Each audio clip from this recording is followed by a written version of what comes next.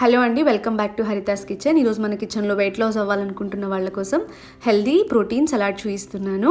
ముందుగా దానికోసం ఇక్కడ ఒక దోసకాయ తీసుకున్నాను. దోసకాయ చెక్కు తీయకుండా అలాగే ముక్కల్లాగా కట్ చేస్తున్నానండి. మనకి దోసకాయలో వాటర్ కంటెంట్ ఎక్కువగా ఉంటుంది, వెయిట్ లాస్ అవ్వడానికి హెల్ప్ అవుతుంది.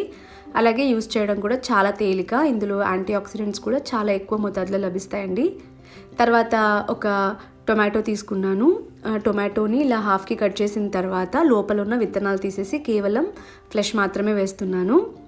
టొమాటో మనకి డైజెస్టివ్ సిస్టమ్కి చాలా మంచిది. అలాగే కంటి చూపుని మెరుగుపరుస్తుంది, చర్మ సమస్యలు తగ్గించి స్కిన్ని హెల్తీగా ఉంచడంలో మనకి హెల్ప్ చేస్తుంది. తర్వాత ఇందులోకి ఒక హాఫ్ దాకా ఆనియన్ తీసుకున్నాను. ఆనియన్ కూడా మన సలాడ్కి మంచి టేస్ట్ యాడ్ చేస్తుంది. తర్వాత ఇందులోకి లెట్యూస్ వేసుకుంటున్నానండి. ఇదే సలాడ్ లీఫ్ అని కూడా అంటాము.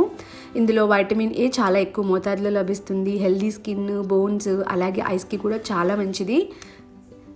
తర్వాత ఇందులోకి ఒక పావు వంతు దాకా క్యాప్సికమ్ వేస్తున్నానండి. తక్కువ క్వాంటిటీలోనే వేస్తున్నాను క్యాప్సికమ్. మీరు కావాలంటే రెడ్ క్యాప్సికమ్, ఎల్లో క్యాప్సికమ్ కూడా యూజ్ చేయొచ్చు. క్యాప్సికమ్ కూడా మనకు ఇమ్యూనిటీ పెంచడంలో హెల్ప్ చేస్తుందండి.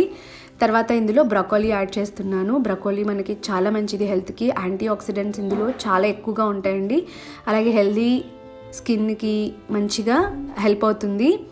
సలాడ్కి మంచి టేస్ట్ కూడా యాడ్ చేస్తుందండి. క్యాప్సికమ్ని అలాగే బ్రొకోలీని మనము ఇలాగే రాగా తినలేము, అందుకే కొద్దిగా దీన్ని మనం కుక్ చేసుకోవాలి. ఇక్కడ నేను స్టీమ్ మీద కుక్ చేస్తున్నానండి. ముందుగానే ఒక బౌల్లో వాటర్ తీసుకొని వేడెక్కిన తర్వాత పైన ఇలా చిల్లుల ప్లేట్ పెట్టుకుని దానిపైన క్యాప్సికమ్ అలాగే బ్రొకోలీని ఒక 5 నిమిషాల పాటు స్టీమ్ కుక్ చేసుకోవాలి. ఇలా స్టీమ్ కుక్ చేసుకోవడం వల్ల ఇందులోని న్యూట్రియంట్స్ అనేటివి మనకి కోల్పోకుండా ఉంటాము.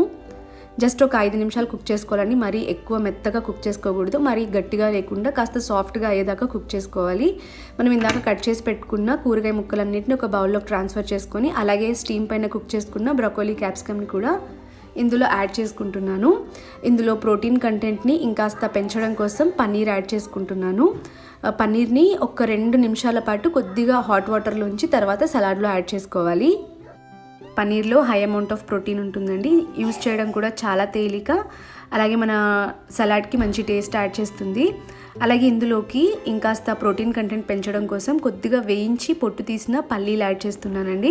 మీరు కావాలంటే ఇందులో ఉడికించి పెట్టిన రాజ్మా లేదంటే ఉడికించి పెట్టిన శనగలు కూడా యాడ్ చేసుకోవచ్చు, స్ప్రౌట్స్ కూడా యాడ్ చేసుకోవచ్చు.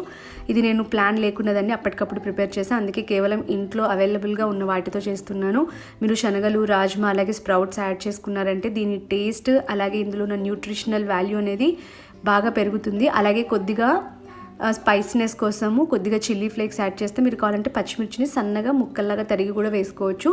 ఇప్పుడు సీజనింగ్ కోసం ఇందులో 1 టీ స్పూన్ దాకా ఆలివ్ ఆయిల్, అలాగే ఒక అరచక్క నిమ్మరసం, ఒక పావు టీ స్పూన్ దాకా ఉప్పు, పావు టీ స్పూన్ దాకా మిరియాల పొడి వేసి కలిపి మన సలాడ్లోకి వేసుకుంటున్నానండి.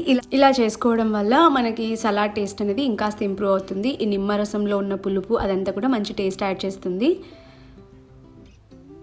ఇలాగే కలుపుకున్న తర్వాత తినేసేయచ్చండి. ఒకవేళ పిల్లలకి ఇలా తినడం ఇష్టం లేకపోతే కాస్త శాండ్విచ్ లాగా కూడా చేసి పెట్టొచ్చు.